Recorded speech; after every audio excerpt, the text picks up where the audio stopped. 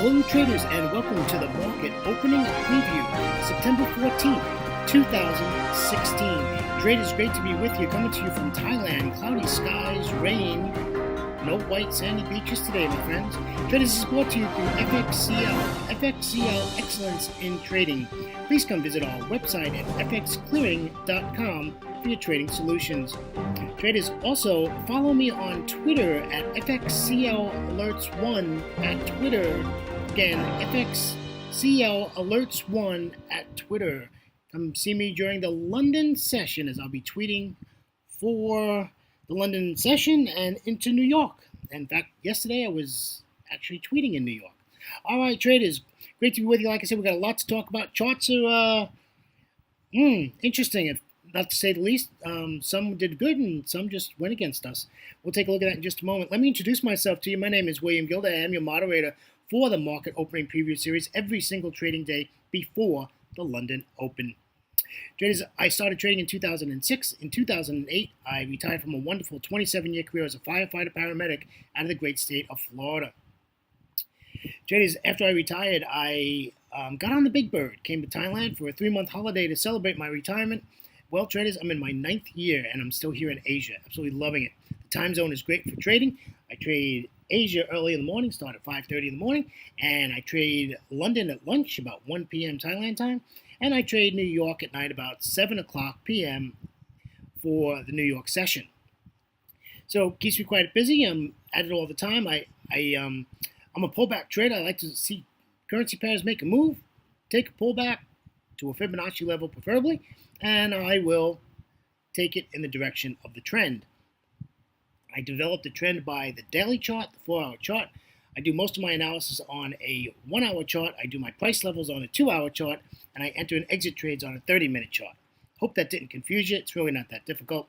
But basically, I use my higher time frames to give me a bias, and I do everything on the 1-hour chart, and then I trade on a 30-minute chart.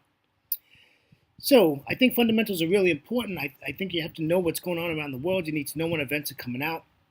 You need to know what happened yesterday. You need to know what happened today and what might happen tomorrow, right? Because we trade the globe. We're not trading just the euro dollar, right? We trade the globe. So you have to be alert on your economics and your fundamentals. If you don't understand them, that's fine. You know, you can Google them to find out if you want to learn more about what that data release is. A lot of the platforms now, you can just hit on it and it'll explain what it is, but you have to know your fundamentals.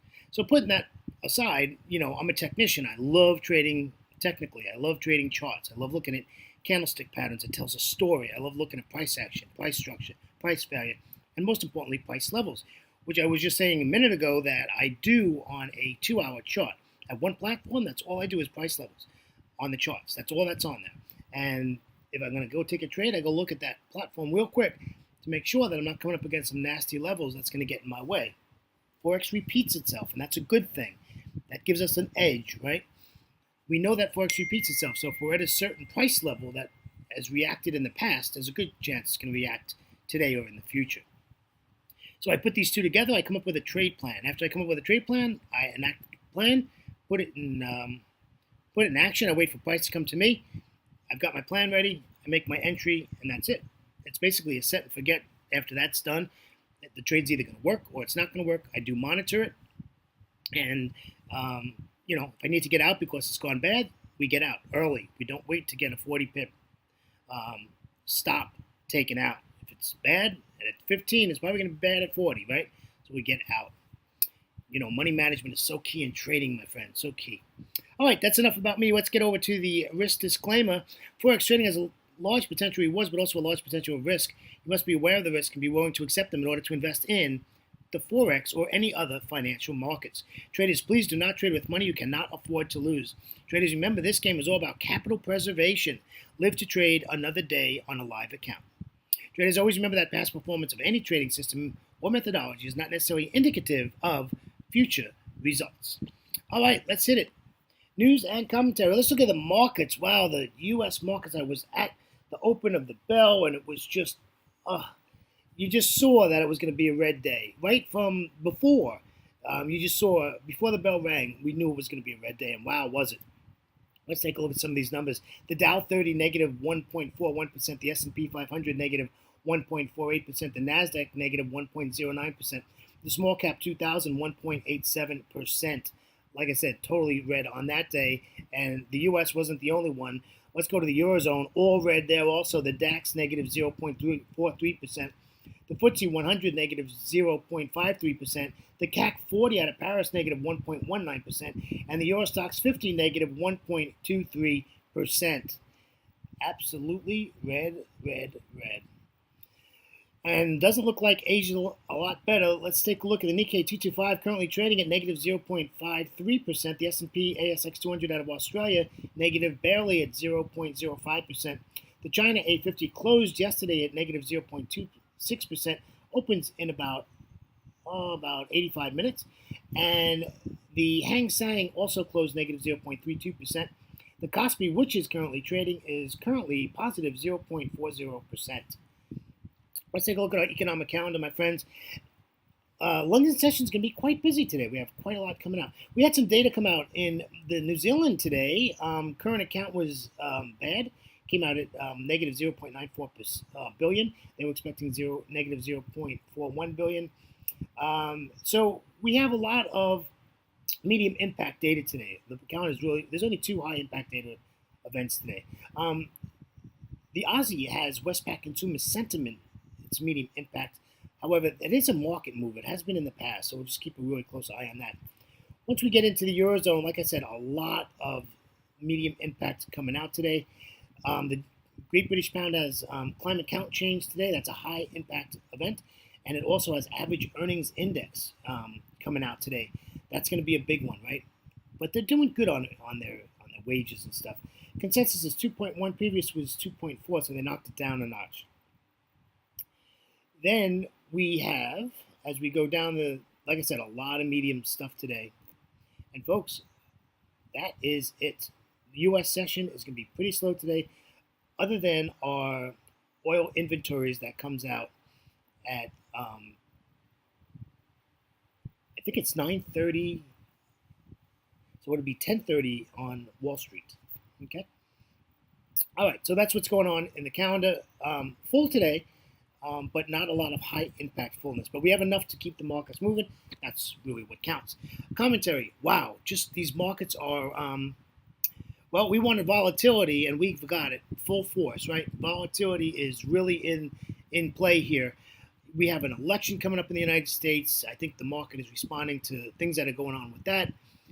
The markets are skittish all over the world, and, it's going to be real interesting. What's the Fed going to do? Janet Yellen made a statement, I think it was yesterday.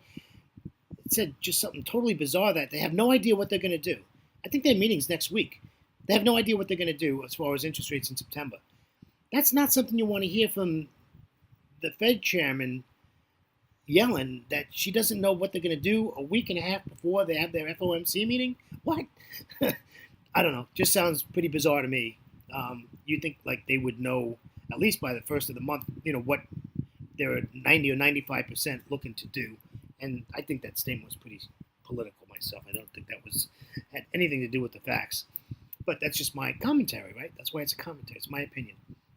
All right, let's go to the charts. Let's get started, folks. Let's take a look at the euro dollar. Euro dollar, nice move to the downside in the New York session. Pulled down. Now, the issue here is where we're going to be able to get in this. Now, I like that it's on the upside here, but this is not going to get through the daily pivot point, the 55 and the 200, to get us up to the all-one pivot. So I'm going to do a trend line trade here. So what I want this to do is I want it to break down below the trend line, retest it, and then give me a bearish candlestick formation, and I'll sell it. I'd love to get in this at 1.1220. And I want to get in this at 1.1180, 1175, at the most probably 1150 if we can get there. So we get to 1150, where they got a nice 70 pip trade, 80 pip trade. So that's what we're looking at doing here today. We've got plenty of data coming out today to keep this alive and moving.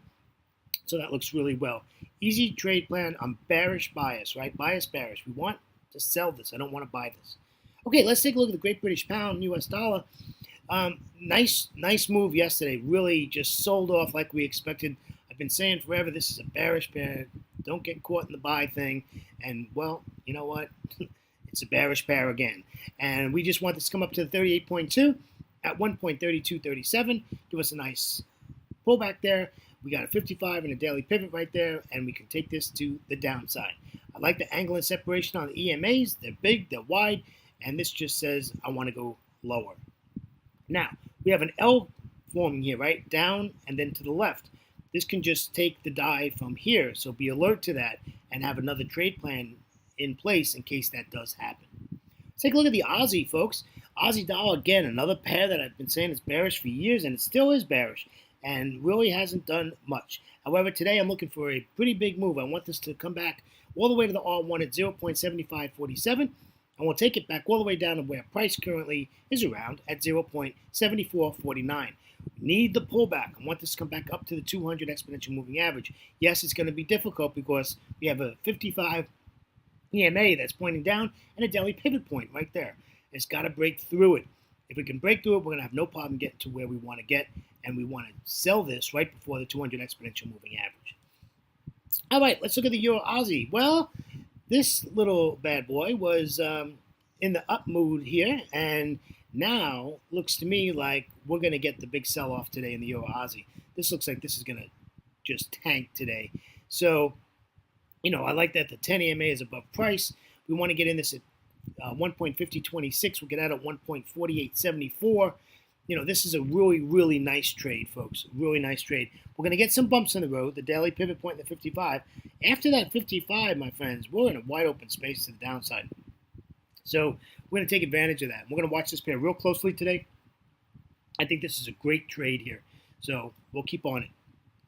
Let's take a look at the Euro Yen. Again, bearish, has a nice pullback already. Don't want to sell it here, though. We're selling into too much support, 255 in daily pivot. So I'm looking for a pullback all the way up to 115.58, and we'll take it all the way back down to 114.24, which is the R1 pivot, and it looks like support if you look left of the chart. So we're bearish in this. We just need a pullback. I don't want to sell here. We're selling into a mess here. And that's a lot of support, my friends. We don't want to sell there. So we need a pullback, and then we'll sell it. Looks good, huh? Hey, let's take a look at the New Zealand dollar. This pair did its magic yesterday. Rode that 55 exponential moving average, and then decided, my friends, it's time to go down. And that's exactly what it did. I've been saying this is bearish. It is bearish. It continues to be bearish. It's been bearish for years. So now we want an aggressive, a really aggressive pullback to 0.7333, and we'll get out at 0.7242. This is an 80-pip move, my friends. We can do this. We just need the pullback. The other thing we can do is we can fib that swing, but you're going to come at that daily pivot point. So if you get to the daily pivot point in the 55 EMA and you find that you're getting a bearish candlestick formation and resistance is holding, it's not a bad idea to sell from there. You got plenty of pips to get down and to get profit, because you'll be at 72.85. You'll be 40 pips in profit by the time you get to support. So this is another spot that you can take the downside of. We'd love it to come back up to the 200, though. We have enough data today and enough stimulus catalyst to get this done. Okay. All right, traders. That wraps up our 6 currency pairs, and I hope that helped you out a little bit for today's planning.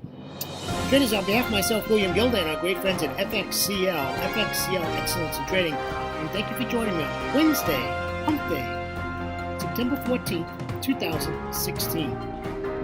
Traders, please come visit our website at fxclearing.com for your trading solutions. Traders, remember, you can follow me on Twitter at the London Session at FXCL Alerts1 at Twitter.